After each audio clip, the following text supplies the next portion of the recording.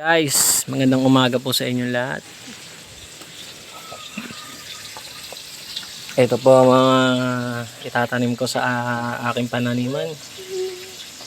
Yan, ayan pipino. Ito okra. Ito naman kamatis. Yan kamatis yan. Mga tumutubo na sila. Mga after 4 days siguro, mga ano na to.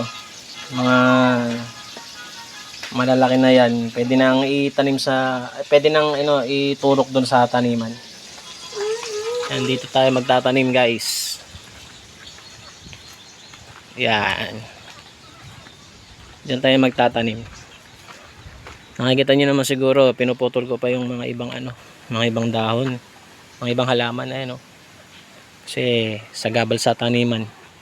Yan, marami pa akong tatanggalin ng mga damo-damo. Pero nakapagtanim na ako dito ng sili, 3 yan. Ayan. Ang 3 yan. Nakaraan kasi mga mga nagdaan ng mga tagulan.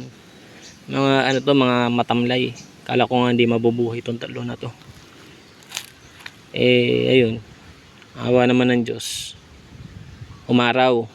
Nawala na yung bagyo. Ayan, mga nabuhay na. Mga buhay na yan guys. Nakakatuwa isipin na na makapagtanim ka ng ganyan. Ayan. Ayan yung magiging libangan ko rito. Ito, may mga puno rin dito ng papaya. Yan, papaya yan. Ayun, ay mga maliliit pa yung bunga.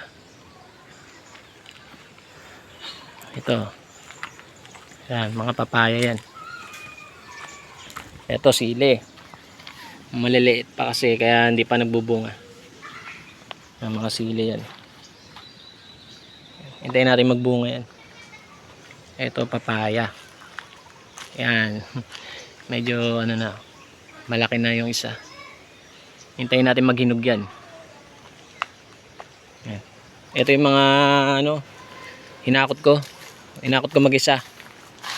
Yan. Dito galing yan. Yan, diyan galing.